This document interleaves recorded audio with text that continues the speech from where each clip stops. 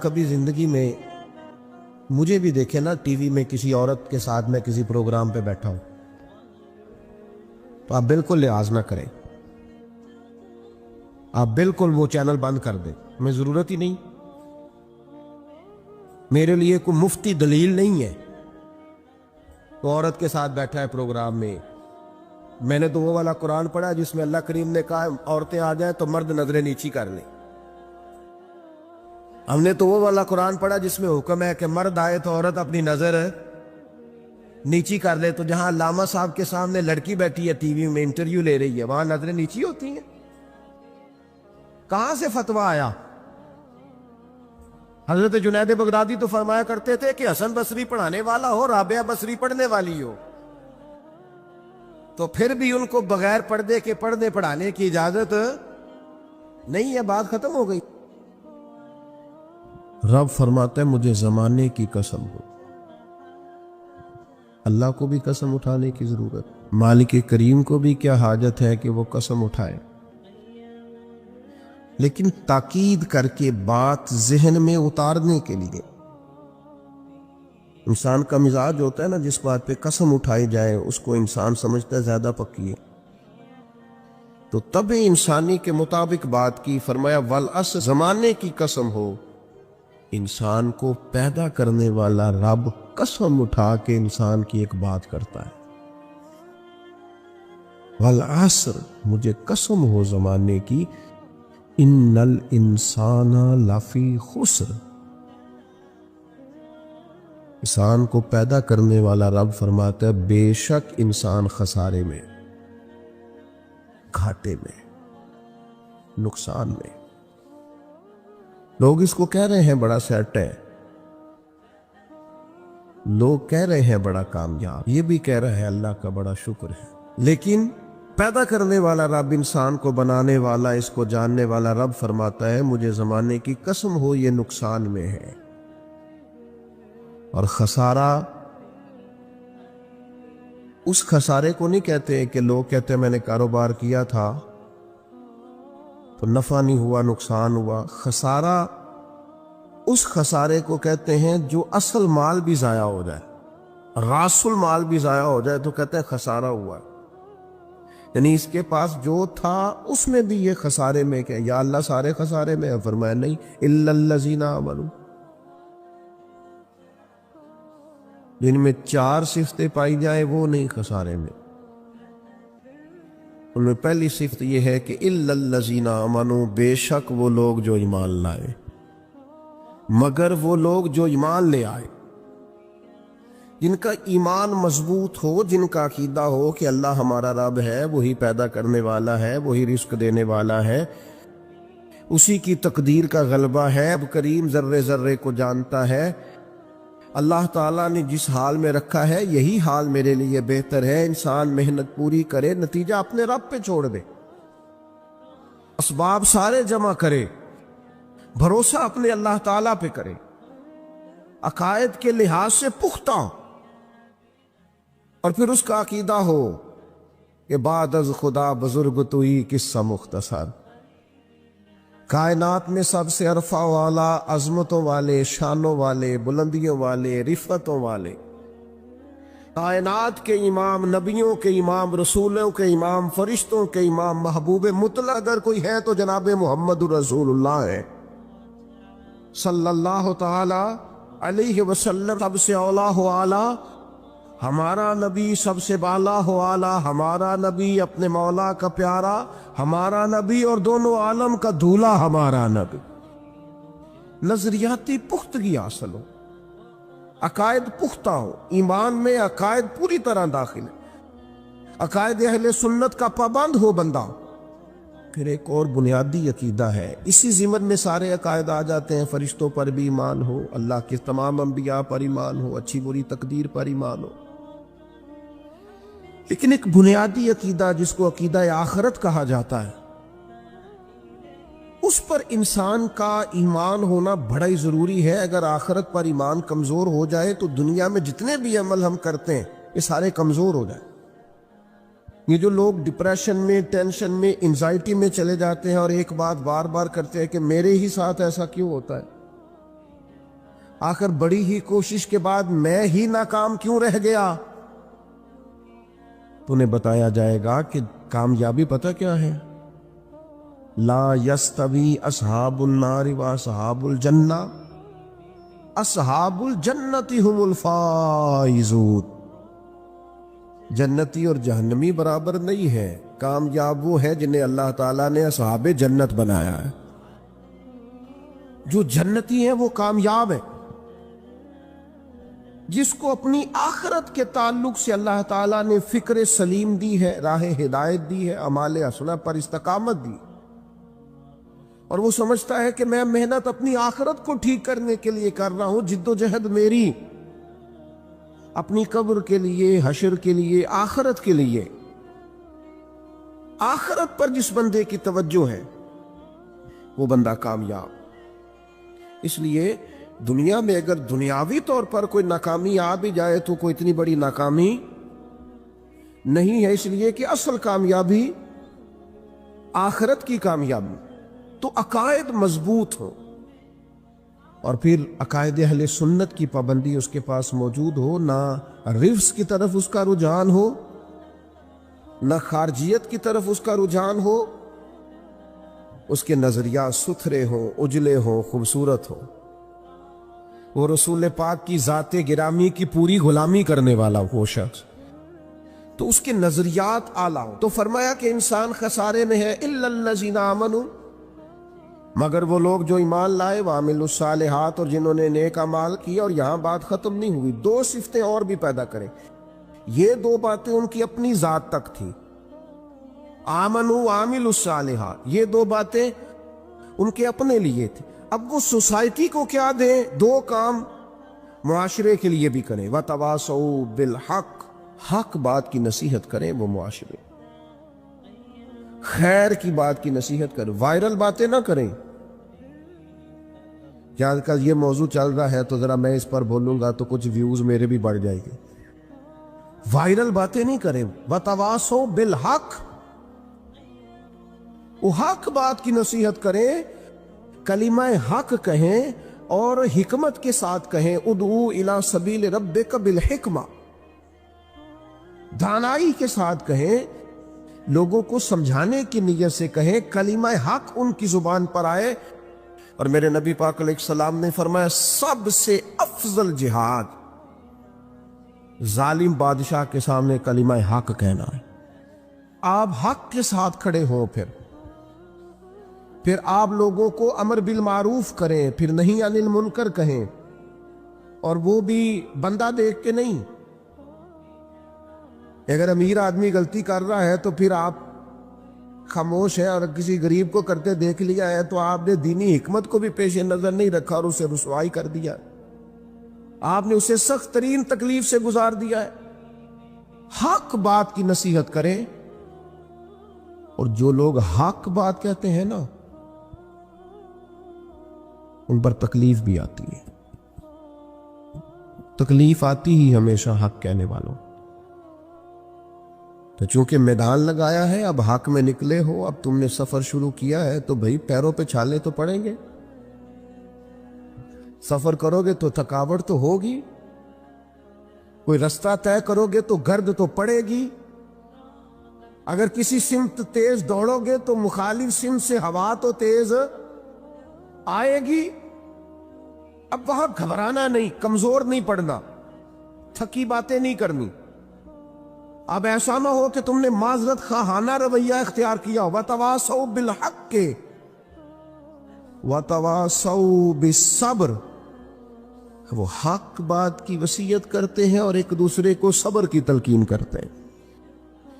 چار صفات پیدا کریں تو خسارے سے بچ سکتے ہیں۔ رب کریم نے فرمایا وَمَا الْحَيَاةُ الدُّنْيَا إِلَّا مَتَاعُ الْغُرُورِ، فرمایا یہ جو دنیا کی زندگی ہے یہ ساری دھوکہ ہے، نہیں ہے دنیا کی زندگی مگر ایک دھوکہ۔ دنیا بنانے والا خود فرما رہا، یہ بنانے والا کہہ رہا ہے دھوکہ ہے۔ دنیا کو اللہ تعالیٰ نے عمل کی جگہ بنایا ہے، دار الاسباب بنایا ہے، نیکی کرنے بھیجا ہے، حقوق العباد ادا کرنے ہمیں بھیجا ہے، یہاں بیٹھ کر اپنی جنت کی تیاری کرنے کے لیے بھیجا ہے، دوزخ کی آگ کو ٹھنڈا کرنے کے لیے بھیجا ہے۔ یہ جو مزاج امت مسلمہ نے اپنایا ہے کہ دنیا جمع کرنا، دولت اکٹھی کرنا، اپنی زندگی کی دوڑ پیسوں سے شروع کرنا اور پیسوں پہ ختم کرنا، اس کو پسند نہیں کیا نہ اللہ نے نہ اللہ کے رسول صلی اللہ علیہ وسلم۔ رزق حلال کمانے کو عبادت کہا، لیکن مقصود رزق حلال نہیں، مقصود اللہ کی ذات ہے، مقصود اللہ کے رسول صلی اللہ علیہ وسلم کی ذات۔ ہمارے ہاں بڑی ترتیب کے ساتھ یہ چیز نسل در نسل منتقل ہو رہی ہے کہ پیسہ کیسے جمع کرنا ہے۔ بچہ بڑا سیٹ ہے جی، اس طرح سیٹ ہے، کہتے ہیں ڈھیر سارے پیسے کماتا ہے، امپورٹ ایکسپورٹ کا بزنس ہے، مال بیچتا بھی ہے، منگاتا بھی ہے، بڑا سیٹ ہے۔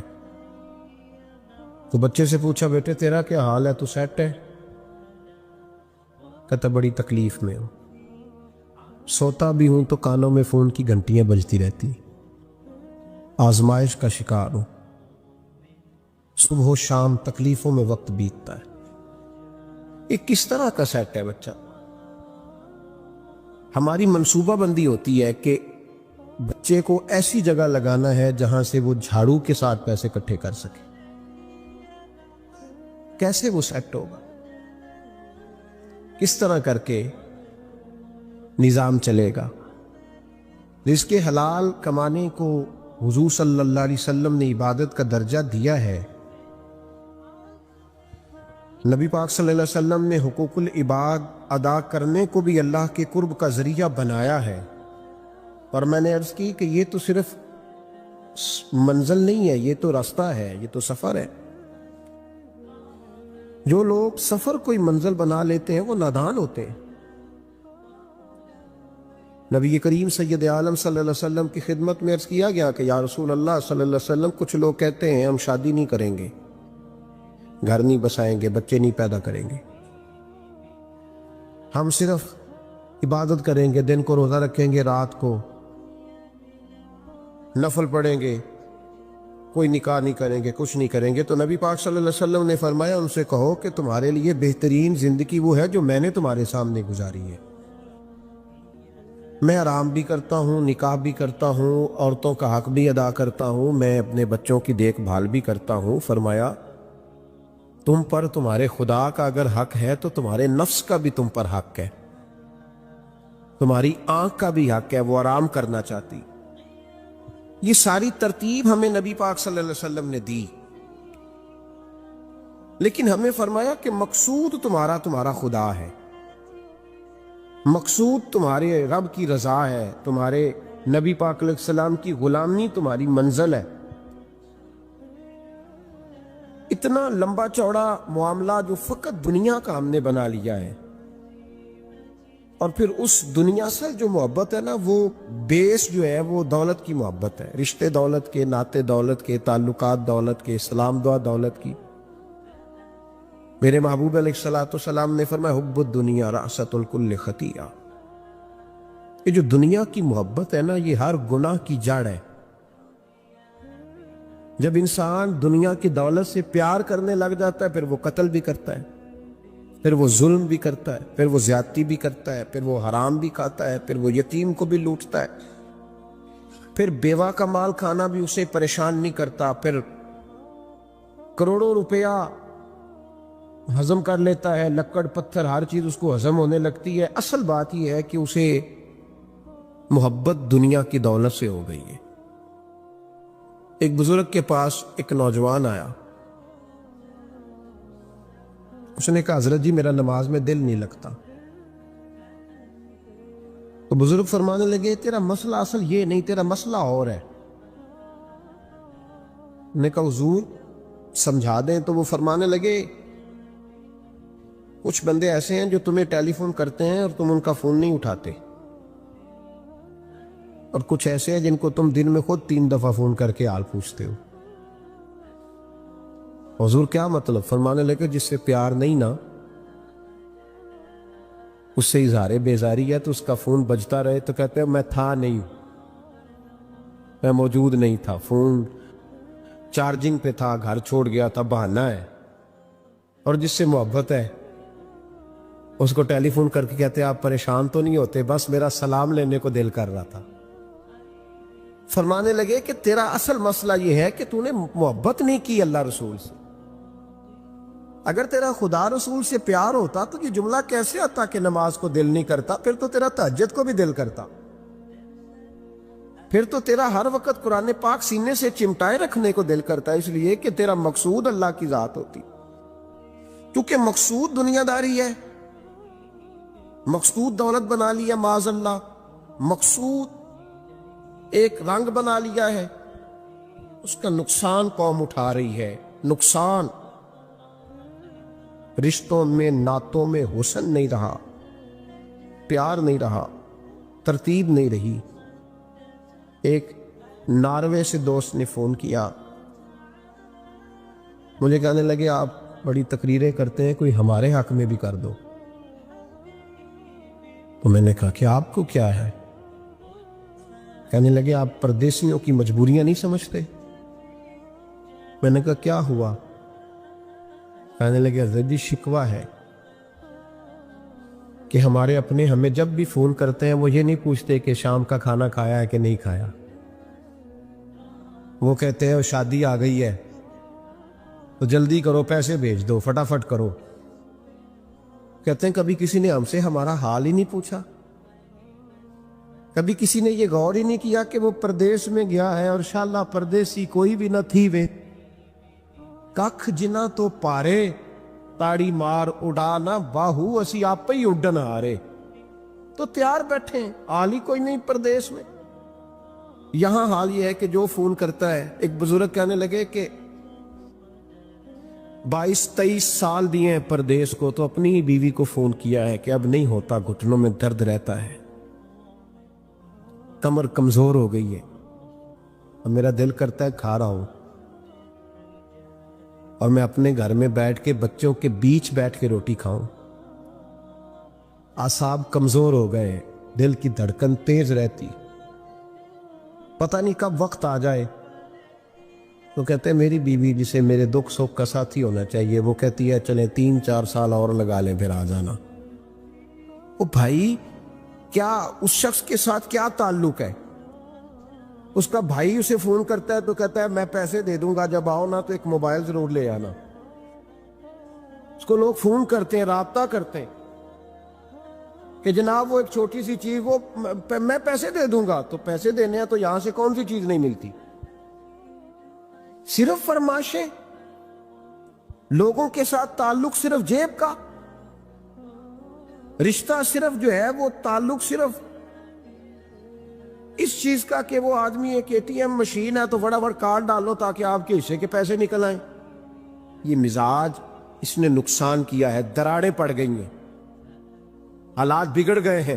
میرے نبی کریم سید عالم صلی اللہ تعالی علیہ وسلم نے رشتوں کو جو وقار دیا، امام غزالی رحمت اللہ تعالی علیہ نے لکھا ہے مکاشفۃ القلوب میں، فرماتے ہیں کچھ لوگ قیامت کے قریب آئیں گے جن کے نبی پاک صلی اللہ علیہ وسلم نے نشاندہی کی ہے، ان کے پاس کوئی شخص نہ بیٹھے ورنہ اس کا دل کالا ہو جائے گا۔ کہا حضور وہ کون سے؟ تو فرمانے لگے نبی پاک نے کچھ لوگ بتائے ہیں، ان کے پاس نہیں بیٹھنا۔ کون سے؟ مصطفیٰ کریم نے فرمایا یحبون الدنیا وینسون الآخرہ، جو دنیا کو سے پیار کرنے لگے اور آخرت کو بھول جائیں۔ امام صاحب فرماتے ہیں ان سے دور رہنا، دل کالا ہو جائے گا۔ یحبون المال وینسون الحساب،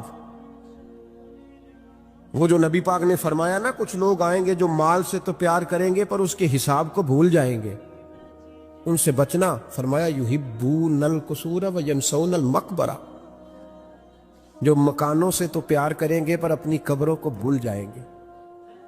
اور فرمایا ان لوگوں سے بھی بچ کے رہنا، ان سے بھی پرہیز کرنا جو لوگ یحبون الخلق وینسون الخالق، جو لوگ مخلوق سے تو پیار کریں گے، بندوں سے بڑا پیار کریں گے، لیکن اپنے رب کو بھول جائیں گے، ان لوگوں سے بھی بچیں۔ ایسے لوگوں سے نبی پاک صلی اللہ علیہ وسلم نے نشاندہی کی، ان سے بچیں۔ تعلقات میں خلوص ہوتا ہے، جب کوئی آپ کی غربت سے پیار کرتا ہے تو وہ آپ کا اصل دوست ہوتا ہے، جب وہ آپ کی تنہائیوں سے آزمائشوں سے پیار کرتا ہے تو اس کا آپ کے ساتھ رشتہ خالص ہوتا ہے۔ جو آدمی دولت کو دیکھ کر پیار کرے اور دولت کو دیکھ کر آپ کے ساتھ وابستگی کا اظہار کرے تو اس شخص کا پیار سیدھا سیدھا میرے رسول پاک سید عالم صلی اللہ علیہ وسلم نے ہمیں استغنا کا حکم دیا ہے، بے نیازی کا۔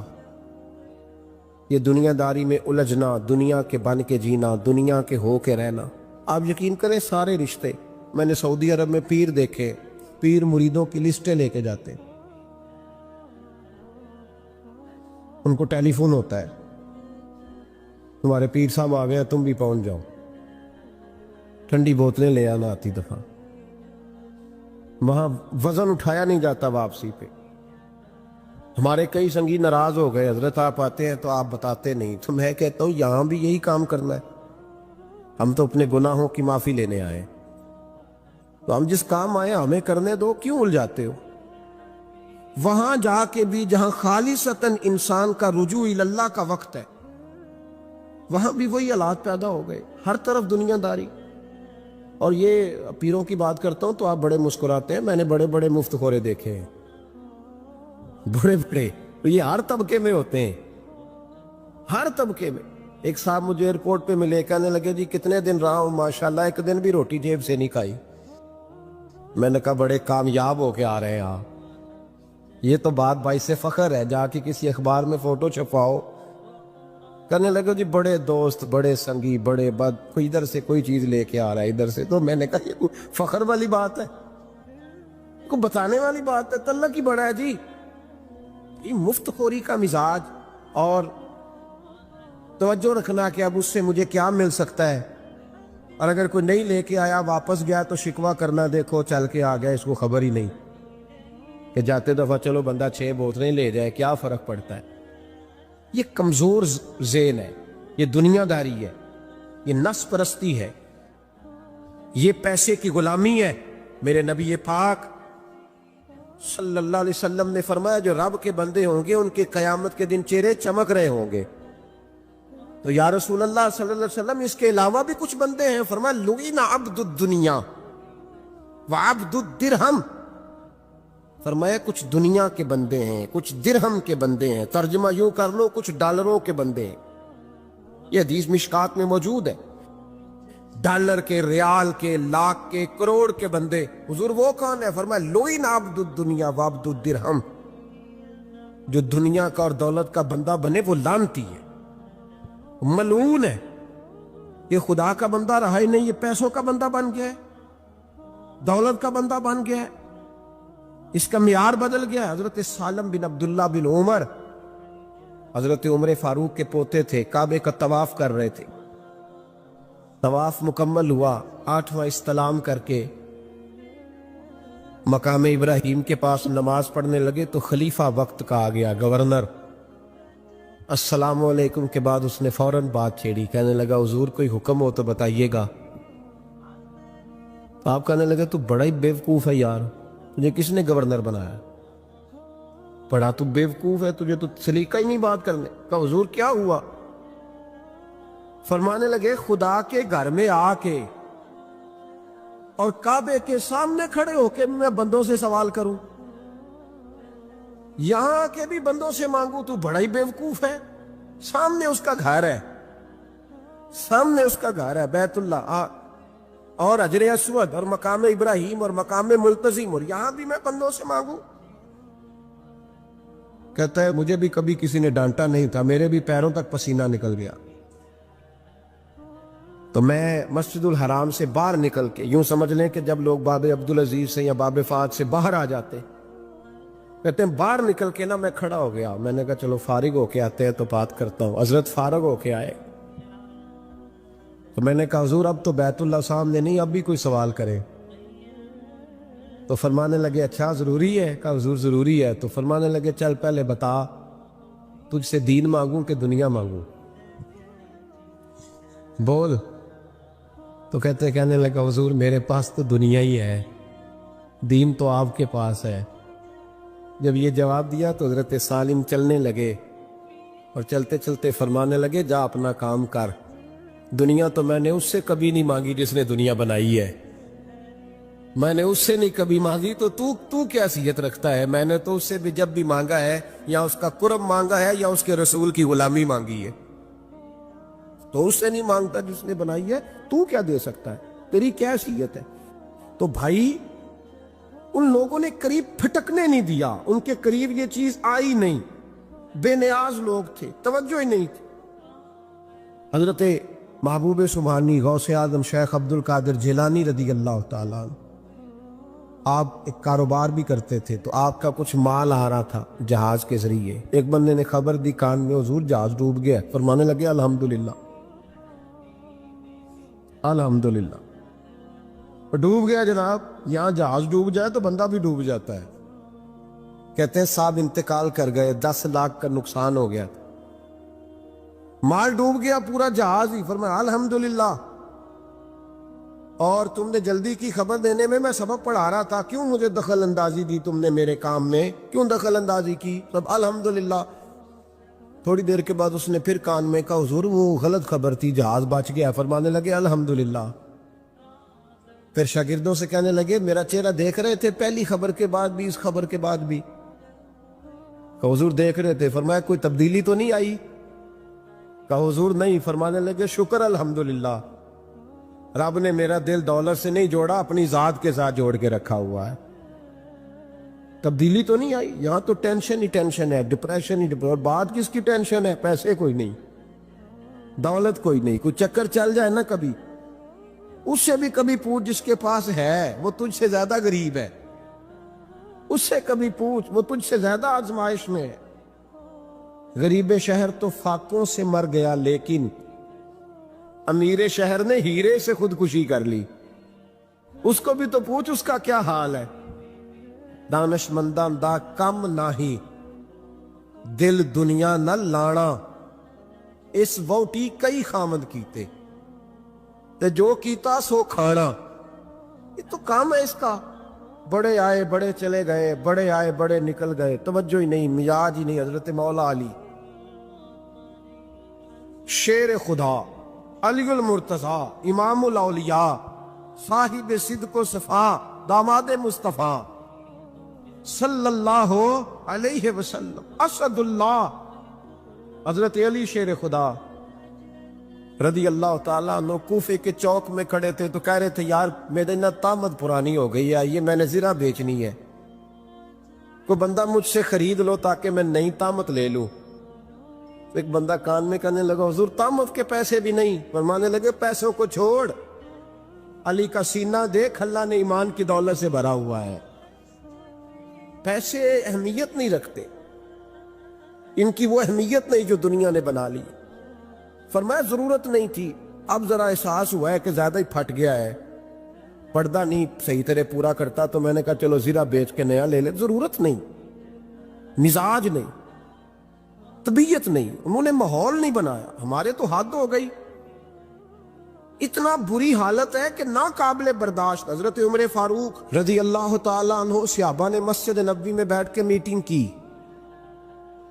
عمر کی تنخواہ بڑی تھوڑی ہے مال غنیمت میں سے، اب تو عمر کے پوتے بھی ہیں، نواسے بھی ہیں، رشتہ داریاں بھی ہیں، تعلق بڑھ گئے ہیں، اور عمر فاروق بوڑھے بھی ہو گئے۔ میٹنگ ہوئی مسجد میں، اس طرح کریں کہ عمر کا کچھ تھوڑا سا نا مشاعرہ، کچھ تنخواہ، کچھ خدمت، کچھ وظیفہ بڑھا دیں۔ بات طے ہو گئی، جب مکمل ہو گئی تو کہنے لگے یہ بتاؤ شیر سے بات کس نے کرنی ہے؟ ادھر جائے گا کون؟ پہلے اس کا نام تو بتاؤ، وہاں جائے گا کون؟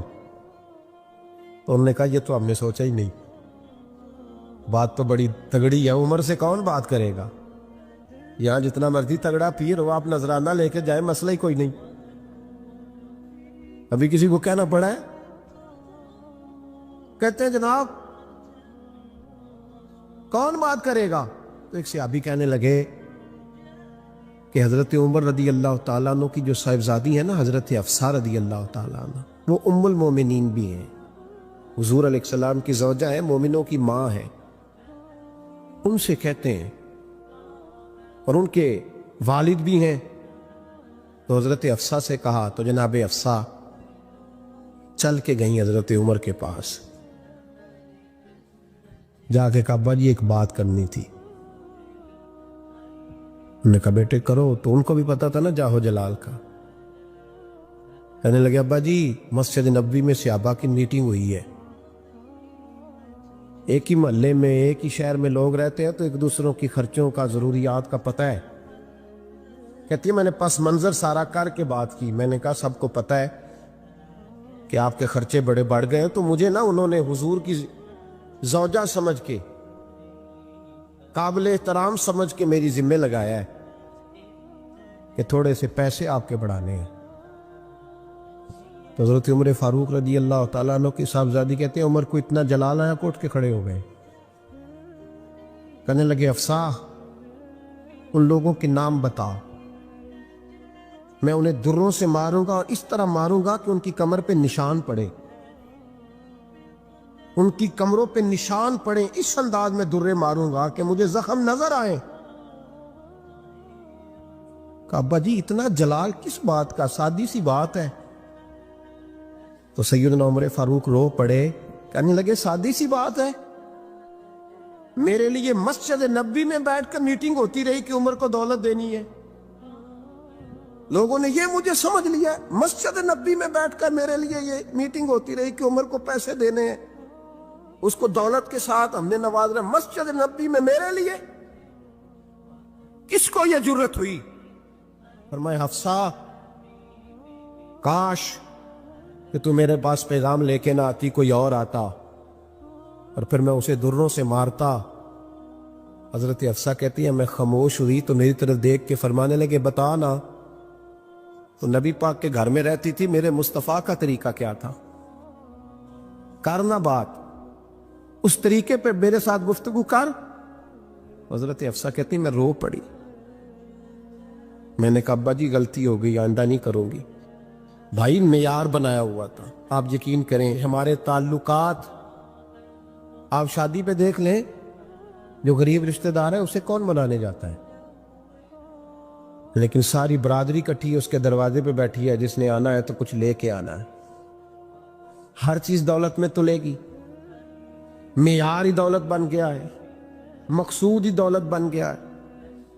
اس پیسے نے، اس دنیا داری نے، دنیا دار پجاری زردے کتیاں دے گل ٹلی ہو، اتنا سخت رویہ لوگوں نے اپنا لیا، رشتوں کا تقدس نہیں رہا۔ ایک مجلس میں میں نے ایسا رنگ بھی دیکھا، ایک ایسا شخص جسے میں ذاتی طور پہ جانتا ہوں کہ عالم بھی ہے، پرہیزگار بھی ہے، نیک بھی ہے، وہ بھی بیٹھا تھا اور اس کے ساتھ ایک سیٹھ بھی بیٹھا تھا، لیکن جو لوگوں کا عقیدت کا رشتہ اس درویش کے ساتھ ہونا چاہیے تھا وہ سیٹھ کے ساتھ تھا۔ تو میں غور کر رہا تھا کہ یار قوم کا ذہن کس طرح کا ہو گیا، صرف اس کے ہاتھ میں پیسے، دولت مند ہے، اس آدمی کی درویشی بھی گئی، علم بھی گیا، تقوی بھی گیا، صرف پیسے نہیں ہے اس کے پاس، تو وہ کونے میں لگا ہوا ہے اور اس سے لوگ بچ بچ کے سلام۔ اور میں کہا کرتا ہوں عقیدت کا پتہ چلتا ہی تب ہے جب اجتماع ہوتا ہے، اکیلے درویش بیٹھے ہیں تو سب جھک کے سلام لیتے ہیں، اور جب وہ 2 MNA کے بیچ، 3 MPA کے بیچ، 5-7 سیٹھوں کے بیچ بیٹھے گا، پھر تیری عقیدت کا پتہ چلے گا، پھر پتہ چلے گا تیرا اللہ کے بندے سے رشتہ کس طرح کا ہے اور دولت کے بندے کے ساتھ رشتہ کس طرح کا۔ ہمارے رویوں کے اندر یہ فرق ہے کہ ہم اس وقت آدمی کو تولتے ہیں کہ اس کے پاس دولت کس طرح کی ہے۔ اگر کسی گھر میں بگڑے بچے سنور جائے نا تو روٹی تھوڑی بھی ہو تو گزارا ہو جاتا ہے، اگر گھر والے اخلاقاً اتنے اعلیٰ ہوں، ایک دوسرے سے پیار کرتے ہوں، تو تھوڑے پیسوں پر بھی وقت گزر جاتا ہے۔ رسول پاک کا دل دھڑکتا تھا، کس لیے؟ صرف اس لیے نہیں کہ لوگوں کو نوکریاں مل جائیں، مال مل جائے، لوگ جو ہیں ان کے گھر کشادہ ہو جائیں، بلکہ حضور کا دل دھڑکتا تھا کہ لوگ دوزخ سے بچ جائیں، جنت کی طرف ان کا سفر ہو جاؤ۔ ان کے دلوں سے حسد کو، تکبر کو، غرور کو، انا کو، خود پسندی کو، عجب کو نکال دیا جائے۔ یتلو علیکم آیاتنا ویزکیکم، ان کا تزکیہ کر دیا جائے، دل صاف کر دیے جائیں۔ رسول پاک صلی اللہ علیہ وسلم احساس کے ساتھ جاتے ہیں۔ ہمارے ہاں نا تبلیغ ہوتی ہے لیکن اس میں درد نہیں ہوتا، اللہ ماشاءاللہ اچھے لوگوں کی بات نہیں کرتا۔ لو میرے جیسے آدمی نے تقریر کرنی ہے، گھنٹہ گزارنا ہی ہے، تو پھر بعض اوقات نفس کی خواہشیں غالب ہوتی ہیں تو وہ اصلاح سے زیادہ شوق داد لینے کا غالب آ جاتا ہے۔ وہ آپ کو پتہ ہے نا، وہ ہمارے ہاں پھر وہ نقیب محفل بیچارہ کبھی بھاگ کے ادھر چلا جاتا ہے، کبھی بھاگ کے ادھر آتا ہے، کہتا ہے میں نے جملہ دینا ہے۔ اب وہ ایسے لگتا ہے جملہ نہیں دینے لگا، کوئی ایٹم بم دینے لگا ہے، جس میں اتنی اسے پریشانی، ایک جملہ کہنے لگا، اسے سنبھال کے رکھنا، ضائع نہ کرنا، یہ نہ کرنا۔ وہ تو جملہ رہنے دے، تو آیت دے ہمیں کوئی قرآن پاک کی، تو ہمیں کوئی حدیث پاک سنا، تو سادی سی بات کر، یہ تو مطلب۔ اور پھر وہ داد کا اتنا شوق کہ جب تک سارے ہاتھ نہ کڑھیں، جب تک شمال جنوب والے نہ بول پڑیں، تب تک بات نہیں ہوگی۔ یہ کیسی بات ہوئی؟ اصلاح کے اندر تو آپ کا درد آپ کی زبان سے زیادہ اثر رکھتا ہے۔ اقبال کہنے لگے کہ بات جو دل سے نکلتی ہے اثر رکھتی ہے، پر تو نہیں پر طاقت پرواز مگر رکھتی ہے۔ وہ تو اڑتی ہے، وہ تو اس کی تو پذیرائی ہوتی ہے۔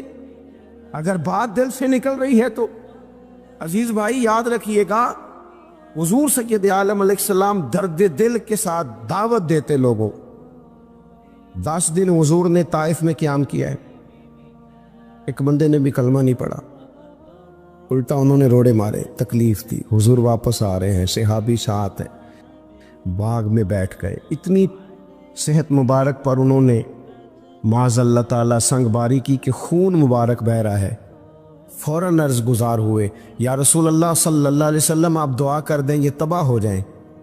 فرشتہ بھی حاضر ہو گیا، حضور آپ دعا کریں یہ تباہ ہو جائیں۔ لیکن محبوب کے دل میں نرمی ہے نا امت کے لیے، اگرچہ یہ ساری امت دعوت ہے اس وقت، پر اس وقت بھی نرمی ہے۔ محبوب کریم علیہ السلام نے ہاتھ اٹھائے، صحابی کہتے ہیں میرے دل میں خیال آیا اب یہ تباہ ہو ہی، میری طرف دیکھیں جی، اب یہ تباہ ہو ہی جائیں گے، اب کوئی نہیں بچا سکتا انہیں تباہ ہونے سے۔ لیکن حضور نے کیا کہا اے اللہ انہیں ہدایت دے دے، انہیں پتہ ہی نہیں یہ کیا کر رہے ہیں۔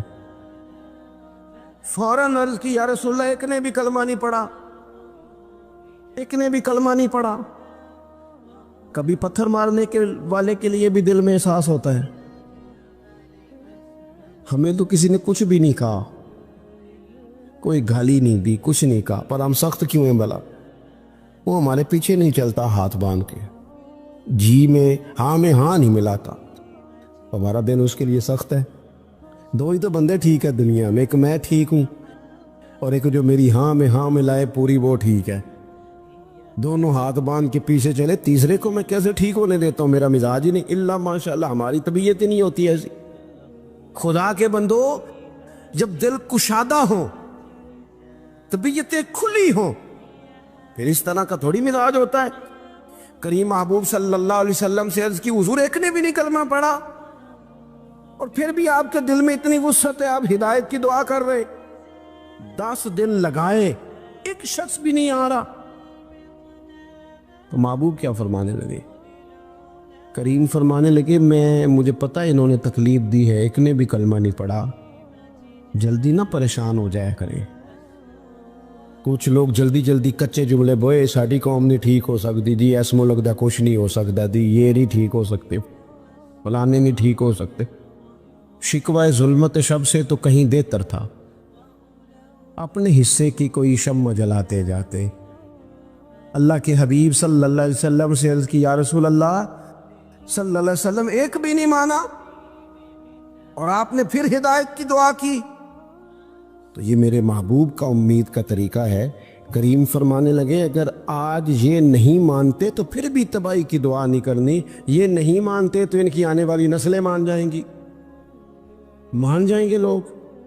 اپنے دل میں جب آپ نرمی لے آتے، ہمارے نا سینکڑوں نوجوان گناہوں میں چلے گئے ایک ایک علاقے سے۔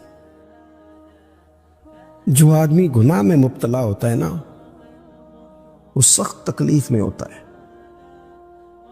انسان کو جو چیز سب سے زیادہ ستاتی ہے وہ اس کی اپنی غلطیاں ہوتی ہیں۔ حدیث میں فرمایا ما حاک فی صدرک، کھٹکتا ہے سینے میں، چبھتا ہے گناہ۔ یہ تکلیف دہ معاملہ ہوتا ہے، تڑپتے ہیں لوگ، سسکتے ہیں، لیکن روایتی انداز سارا جب ہماری مجالس اور محفل میں ہو جاتا ہے، کوئی نہیں وقت دینے والا، پیار کرنے والا، تھپکی دینے والا، بازو تھام، کوئی نہیں۔ ایک تقریر وہ ہے جو میں آپ سے کرتا ہوں، اور ٹھیک ہے گھنٹہ گزارنا ہے تو وہ بھی کئی میری طرح کے لوگ ہیں جو جمعرات کو فیصلہ کرتے ہیں سویرے کیا بیان کرنا ہے۔ حالانکہ میری طرح کے جو چھوٹے ہیں وہ ہفتے سے ہی تیاری شروع کر لیتے ہیں تاکہ کچھ غور فکر کر کے قوم کے سامنے رکھا جائے، ضروری۔ اب ایک تقریر میں آپ سے کرتا ہوں، سمجھانے کے لیے عرض کرتا ہوں، ایک تقریر ایسی ہے جو خطیب صاحب آپ سے کرتے ہیں، اور خدا نخواستہ اللہ تعالیٰ معاف کرے، صرف سمجھانے کے لیے، اگر ان کو پتہ چل جائے کہ ان کا بیٹا کسی غلطی میں مبتلا ہو گیا تو پھر بھی اسی طرح ہی داد و تحسین کے لیے لش پش کر کے تقریر ہوگی؟ نہیں، پھر یہ انداز نہیں ہوتا۔ پھر تو بچہ کو سامنے بٹھا کے باپ اپنی پگڑی اس کے پیروں میں رکھتا ہے، پھر تو ماں دوپٹہ پیروں میں رکھتی ہے، کہتے پتر میری کمائی نہ اجاڑ دینا، اور نہ پتہ چلا تو سگریٹ پینے لگ گیا، خدا خیر کرے، تیری مہربانی، سوتا نہیں، اس کا چہرہ پریشان ہے۔ اب بات آئی ہے نا، اب یہ وقت آیا تبلیغ کا، اصلاح کا۔ اسے منت کر کے سمجھایا، اس کو گزارش کی، اس نے کہا ابا جی غلطی ہو گئی تھی، آئندہ نہیں کرتا، پوری اس نے تسلی دی، پھر بھی نہیں سوتا۔ بچہ تو وعدہ کر کے چلا گیا، پھر بھی نہیں سویا، وہ اپنے کمرے میں چلا گیا اور اس نے مصلی بچھا لیا۔ کہا یا اللہ یہ میری عمر کی کمائی ہے، مالک اسے ہدایت دے دے۔ او بھائی جب تو اس انداز میں ملت کے ہر بیٹے کی اصلاح کرنے لگے گا، اور اس سے مراد صرف خطیب واعظ ہی نہیں، حضور نے ہم سب کے ذمہ لگایا تھا بلغوا انی ولو آیا، ہم سب کی ذمہ داری ہے لوگوں کے لیے، لوگوں کو قائل کریں۔ مجھے بتاؤ اپنی ذات کے حق میں قائل کرنا ہو تو کرتے ہیں کہ نہیں؟ ہوتا ہے نماز کی دعوت ہم کیسے دیتے ہیں؟ ہم کہتے ہیں پڑھ لیے کر نماز، اتنے پیسے کہاں لے کے جائے گا، یہی دعوت ہوتی ہے نا۔ وہ کہتا ہے تو نے اپنی قبر میں جانا اور میں نے، یہ تو ہے ہمارا دین کے حق میں۔ وہ محفل میں آنا اگر ٹائم ملا تو ٹھیک، یہ ہے دین کے حق میں۔ اور جب اپنی باری آئے، کسی سے 50,000 روپے چاہیے تھے، فون کیا اس کو، ملنا تھا، وہ کہتا حکم کرے، کہتے نہیں ٹیلی فون والی بات نہیں، کہتے میں تو 2 بجے ملوں گا، تو 2:30 بجے مل، پر میں مل کے کر لی۔ پھر جاتے ہی اس سے 50,000 مانگا نہیں، پہلے منت کی، دکھ سنایا، پھر اسے ثابت کرایا کہ تیرے علاوہ دینا بھی کسی نے نہیں، سارے غلط بندے ہیں تو ٹھیک ہے معاذ اللہ۔ پھر اس کو یہ بھی ثابت کرایا وقت پہ واپس کر دوں گا۔ اتنی ساری گزارش کر کے رو دھو کے جب وہ پورا قائل ہو گیا تو آخر میں کہا مجھے 50,000۔ صحیح کہہ رہا ہوں؟ ہاں نہ تو کرو نا، کرو ہلکا سا ایسے ایسے تو کرو نا، ہوتا ہے کہ نہیں ایسے؟ او بھائی اپنے حق میں قائل کرنا تھا تو تجھے سارا طریقہ آتا تھا، اور رب و رسول کے حق میں قائل کرنے کا تجھے طریقہ ہی نہیں آتا، تجھے پتہ ہی کوئی نہیں کہ کیسے قائل کرنا ہے۔ اپنے لیے تو نے قائل مائل کرنا تھا، سارا پتہ تھا، سب خبر تھی کیسے منانا ہے، اور کسی کو مسجد کے لیے منانا تھا تو کہتا ہے جی میری کو مانتا ہی نہیں، میری کون سنتا ہے۔ آپ جب تک اس درد سے، زازان نام کا ایک گویہ تھا، بغداد میں گاتا تھا، آواز بڑی سریلی تھی، بڑے لوگ اس کے گرد جمع ہو جاتے. حضرت عبداللہ ابن مسعود رضی اللہ تعالیٰ عنہ، حضرت عبداللہ ابن مسعود یہ وہ خوبصورت ہستی ہیں کہ محبوب نے فرمایا ان سے قرآن سیکھا کرو، یہ اسی طرح پڑھتے ہیں جس طرح میرے اوپر نازل ہوا تھا. حضرت عبداللہ ابن مسعود رضی اللہ تعالیٰ عنہ صحابہ میں مفتی، صحابہ میں قاری، بڑے آدمی. حضرت عبداللہ ابن مسعود ایک دن گزر رہے تھے کسی مقام سے جہاں بھی وہ رہتا تھا، تو وہاں اللہ معاف فرمائے گانے بجانے کی مجلس سجی ہوئی تھی، وہ گا رہا تھا. آپ گزرے تو کانوں میں ہلکی سی آواز گئی. قریب ایک شخص سے پوچھا یہ کون ہے، کس کی آواز ہے؟ حضرت یہ زازان نام کا ایک گویا ہے. وہیں کھڑے کھڑے درد سے کہنے لگے کتنی سونی آواز ہے، کاش یہ قرآن پاک کی تلاوت کرتا، اتنی خوبصورت آواز ہے، کوئی تو ہونا جو اس درد سے بات کرے، کاش یہ قرآن پاک پڑھتا. اور پھر دعا مانگتے آگے تشریف لے گئے. وہ جوان تھا، فارغ ہو کے باہر نکلا، لوگوں کا رش تھا.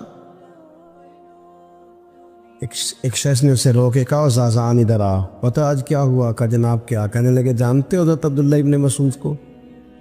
کہا جانتے ہیں. فرمایا وہ صحابی رسول صلی اللہ علیہ وسلم آج گزرے، تیری آواز ان کی سماعتوں سے ٹکرائی تو فرمانے لگے کاش یہ قرآن پاک پڑھتا. کہنے لگا صحیح بتاؤ انہوں نے میرا نام لیا؟ صحیح بتاؤ میرے لیے کہا انہوں نے؟ میرے جیسے شخص کے لیے میں سوچ بھی نہیں سکتا، میں کہاں وہ کہاں، میرا نام لیا ہے. کہاں؟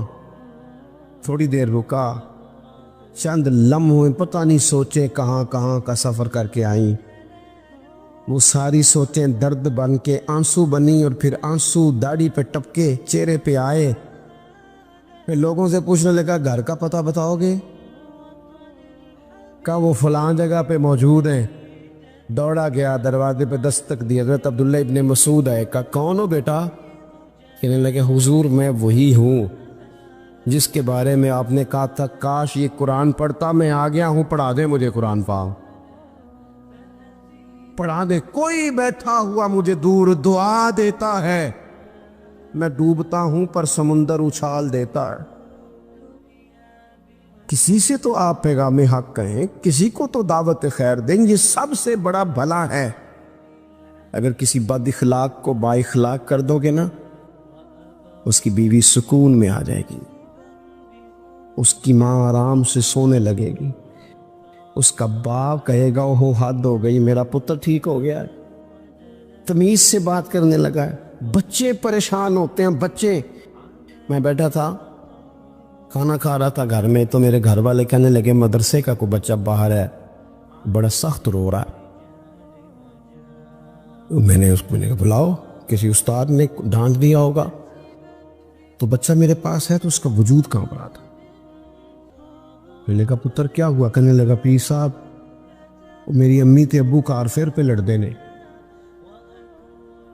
کرو فون آیا ہے.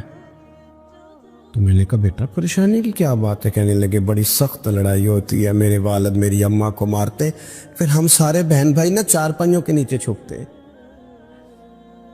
تو وہ دور ہے اس وقت، تو 1.5 گھنٹے کا فاصلہ ہے، دور ہے میرا گھر، پر پتہ نہیں ہمارے گھر کیا ہو جائے گا. پیر صاحب آپ دعا مانگے نا، آپ دعا کریں نا. اس بچے کی کیفیت اور اس کے اوپر چھائی ہوئی آزمائش اور اس کے طبیعت میں اسے دیکھ کے میرے آنسو نکل گئے.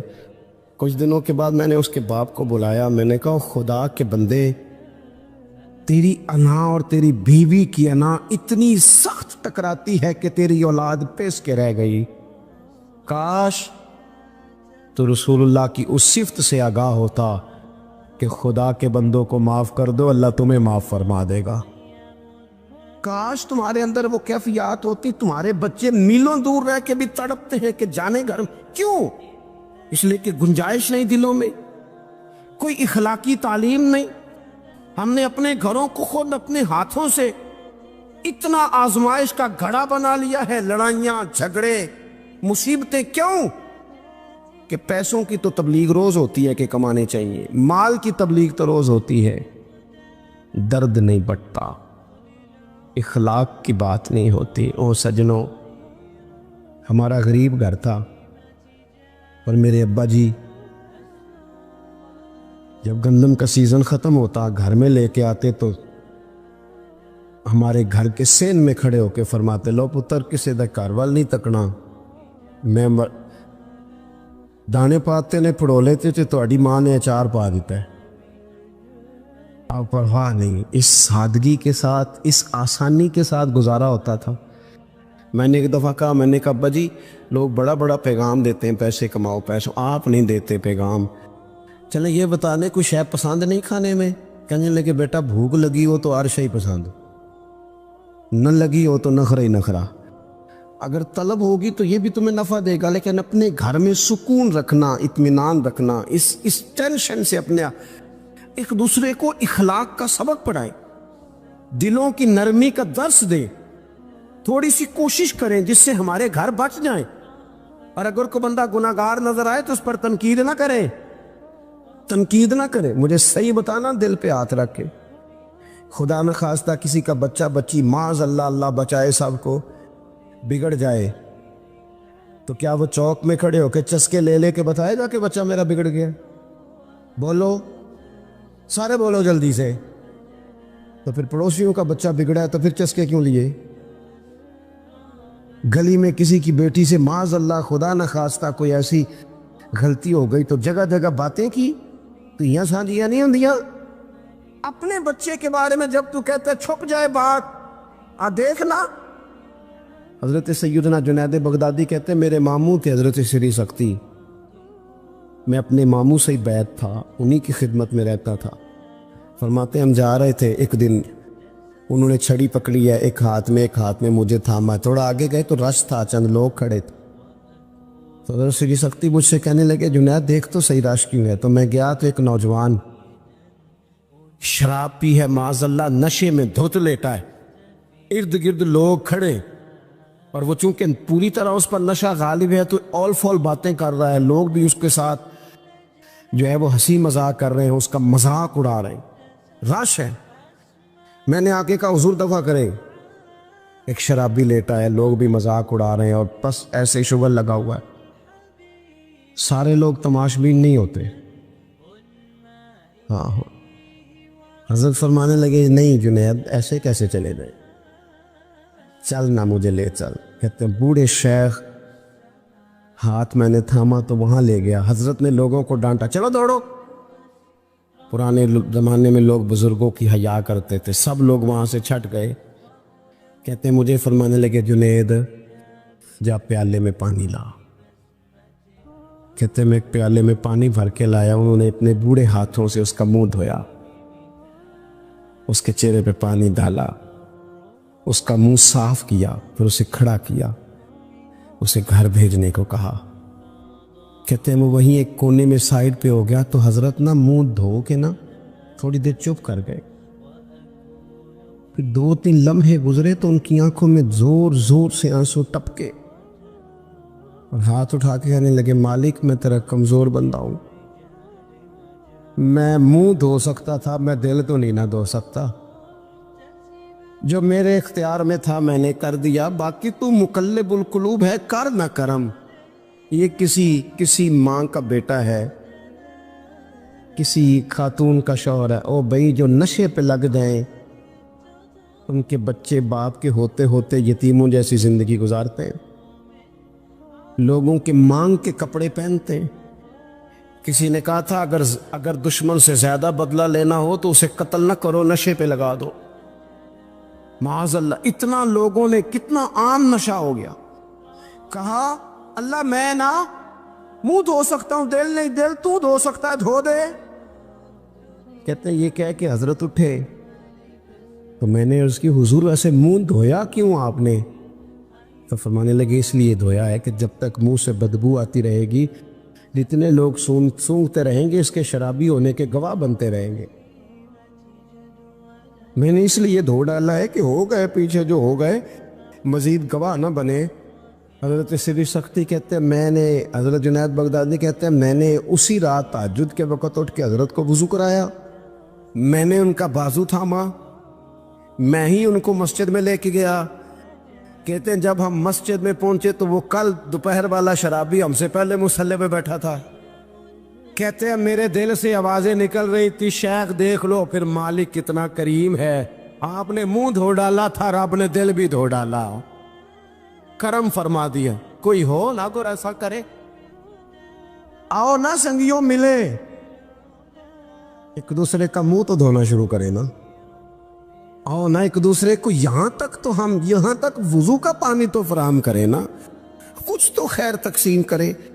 اخلاق کی تربیت کا میں دیکھتا ہوں ہمارے وطن میں اضطراب ہے، بے چینی ہے، اس طرح کا ماحول بنایا گیا ہے کہ لوگ ایک دوسرے کے حق میں سخت ہو گئے ہیں، مزاجوں میں تلخیاں ہیں، لڑتے جھگڑتے ناراض ہوتے لوگ، بگڑتے کوستے ڈانٹتے شکوے کرتے لوگ۔ شکوہ جو ہوتا ہے نا یہ بندے کو بے چین کر دیتا ہے، شکر بندے کو سکون میں مبتلا کرتا ہے۔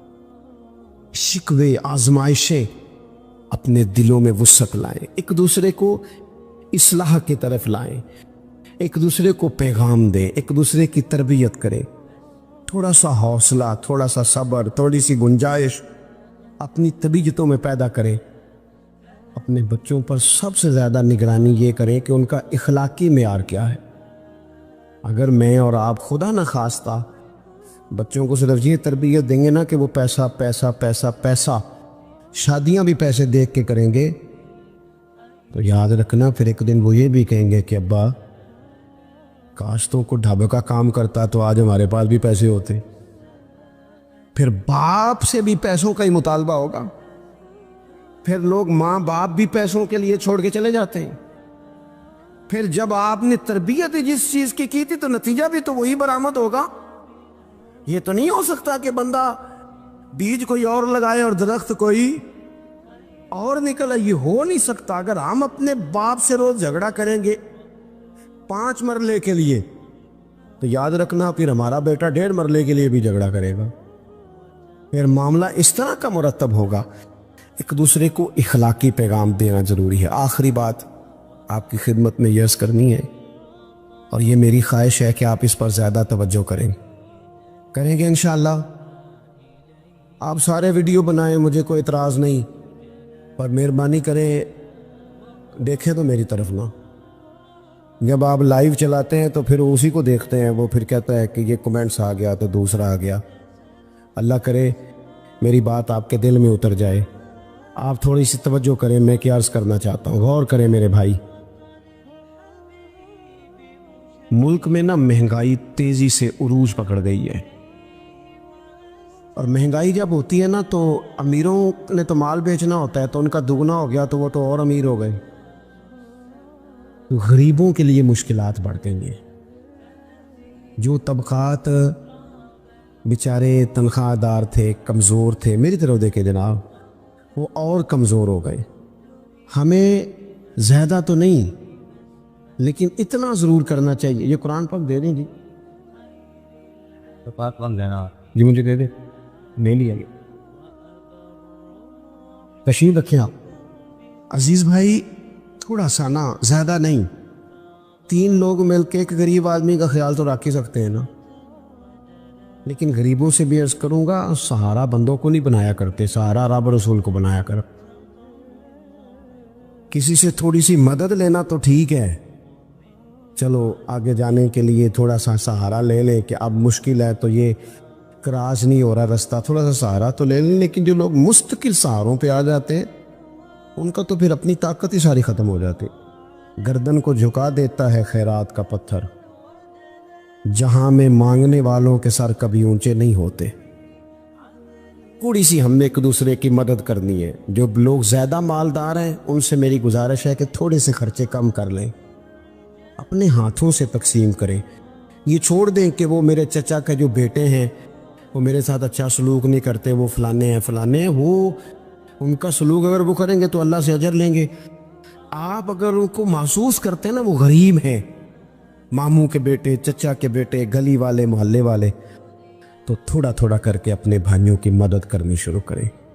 دیکھو عید پہ کپڑے تھوڑے لے لو نا, ویسے بھی سوٹ کی ضرورت تو صرف عید پڑھنے کے لیے, بعد میں تو کپڑے بدل کے گوشت کرنا ہے.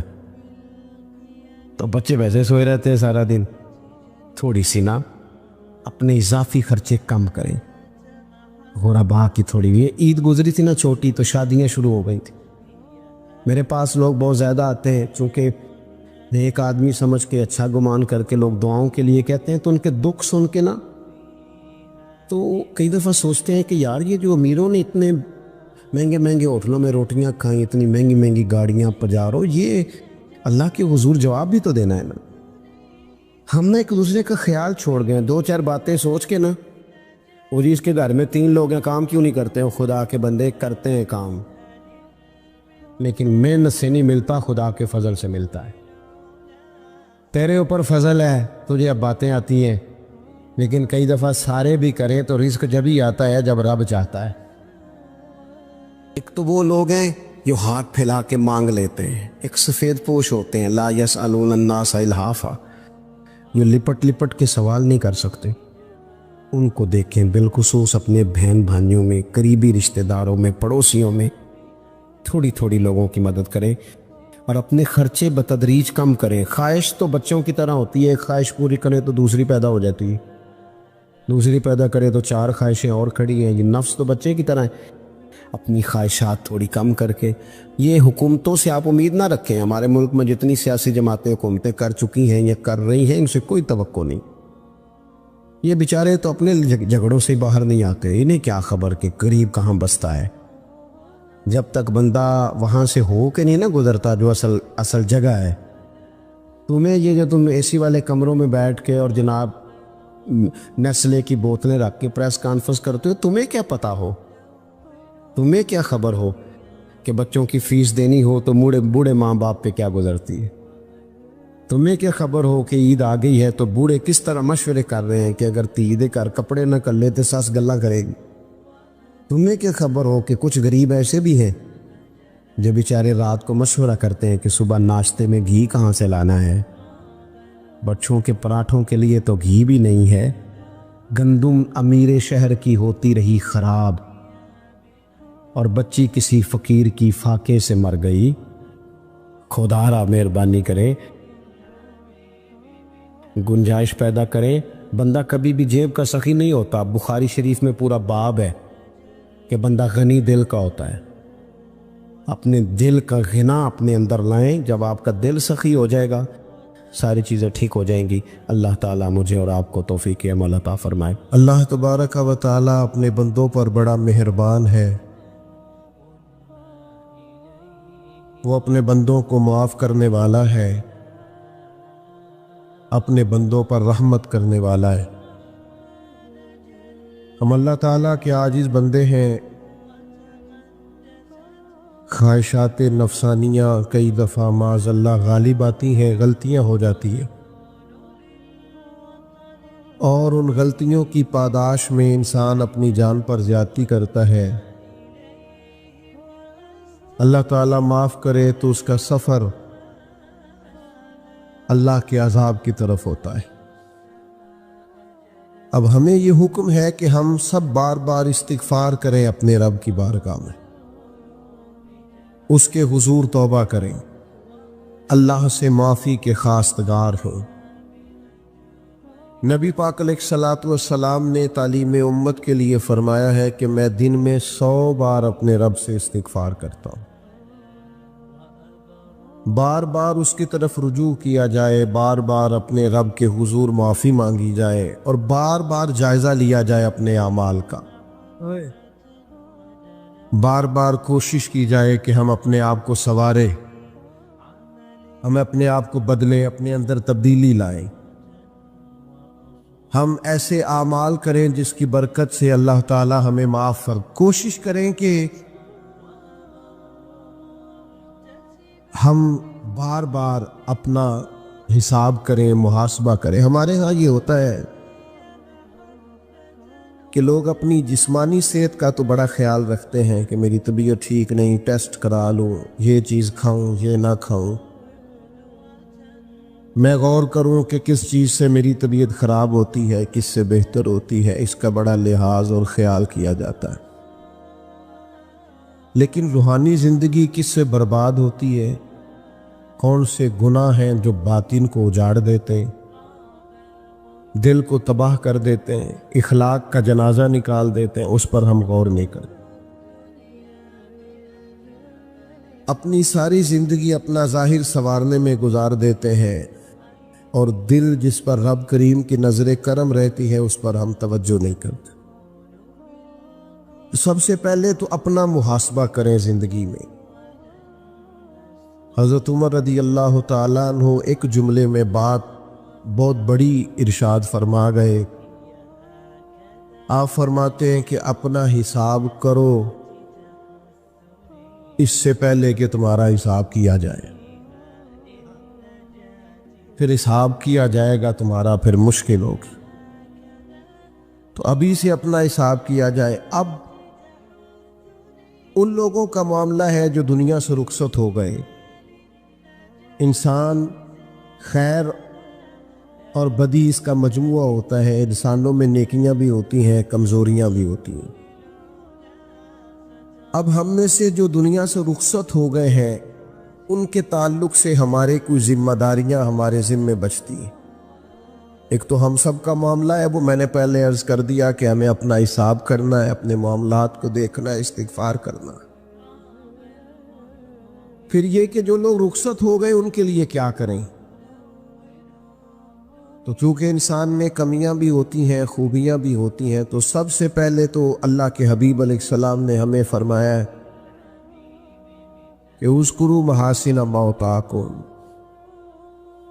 جب تم میں سے کوئی رخصت ہو جائے تو اس کی اچھی اچھی باتوں کا ذکر کرو۔ ایسا نہیں کہ انسان میں ساری خوبیاں ہی ہوں گی، لیکن تم خوبیاں تلاش کر کے ان کا بیان کرو، تم زمین پر اللہ کے گواہ ہو۔ ایک تو جب بھی کسی جانے والے کا ذکر کریں خیر کے ساتھ کریں، بھلائی کے ساتھ کریں، اچھے لفظوں کے ساتھ کریں۔ کہیں کوئی کمی یاد آئے بھی تو اب اسے چھوڑ دے، وہ بندہ رخصت ہو گیا۔ دنیا تیزی سے بدل گئی، حالات نے عجیب و غریب سا رخ اختیار کر لیا۔ تصوف اور طریقت کے نام پر کچھ لوگ تو بالکل منکری ہو گئے اس خوبصورت طرز تربیت کے، اور کچھ لوگوں نے عجیب و غریب سے فلسفے اختیار کر لیے۔ میرے بھائیوں، کچھ لوگوں نے عجیب و غریب سی تشریحات کر لیں تصوف کی، کسی نے کڑے پہن لیے، کسی نے بال بے تحاشا بڑھا لیے، کسی نے عجیب و غریب رنگ اختیار کر لیا، اور بہت ساری بے دینی اس کے اندر ڈال دی۔ ایک تو یہ ہے کہ ہم تصوف کا، طریقت کا، اللہ کے بندوں کا پتہ کسی شخص سے پوچھیں، کسی کتاب کو دیکھیں، تو لوگ مختلف الخیال دنیا میں ملتے ہیں۔ ایسا نہ کریں کہ رب کے قرآن سے ہی پوچھ لیں اللہ کے بندے کس طرح کے ہوتے ہیں، تاکہ بہت سارے فکری الجھاؤ سے اور ذہنی تضاد سے اور مزاجوں کے انتشار سے بچا جا سکے۔ کسی فلسفے میں نہ الجھیں، جبے کبے کو نہ دیکھیں، کسی قسم کے کسی الجھاؤ کا شکار نہ ہوں، اللہ کا قرآن پڑھیں۔ اللہ کریم نے قرآن مجید میں فرمایا وَعِبَادُ الرَّحْمَنِ الَّذِينَ يَمْشُونَ عَلَى الْأَرْضِ هَوْنًا، فرمایا رحمان کے بندے وہ ہوتے ہیں جو زمین پر عاجزی سے چلتے ہیں، جو آہستگی سے چلتے ہیں۔ زمین معنی کیا ہے؟ وزادار لوگ ہوتے ہیں، بردبار ہوتے ہیں، تحمل مزاج ہوتے ہیں۔ اللہ کے بندوں کی طبیعتوں میں ٹھہراؤ ہوتا ہے۔ رحمان کے بندے آہستگی سے چلتے، کوئی تیزی، کوئی پریشانی، کوئی جلد بازی ان کے مزاج میں نہیں ہوتی۔ دوسری بات یہ کہ وَإِذَا خَاطَبَهُمُ الْجَاهِلُونَ قَالُوا سَلَامًا، جب جاہل ان سے گفتگو کرتے ہیں تو وہ جاہلوں سے بحث نہیں کرتے، اور جب جاہل ان سے بات کرتے ہیں تو قالوا سلاما، وہ کہتے ہیں بھئی تمہیں سلام ہو۔ یہ ان کا دن ہے، ایک تو وزادار زندگی گزارتے ہیں، دوسرا الجھتے نہیں جاہلوں سے، اور تیسری بات قرآن نے بیان کی والذین یبیتون لربہم سجدا وقیاما، وہ راتیں گزار دیتے ہیں اپنے رب کے لیے سجدہ کرتے ہوئے اور قیام کرتے ہوئے۔ کتنی تیزی ہے ہماری طبیعتوں میں، الجھاؤ ہے، پریشانی ہے۔ دیکھیں نا، یہ اللہ کا گھر ہے، بعض اوقات ہم مسجد میں آتے ہیں، سلام لینا یا ہاتھ چومنا یا میرا نعرہ لگانا یا میرے لیے اس سے مجھے کیا فائدہ ہوگا؟ مجھے تو فائدہ اس بات سے ہوگا کہ آپ میری کوئی بات مان لیں اور اس پر عمل کریں تاکہ اللہ میری بھی بخشش کا کوئی سامان بنائے۔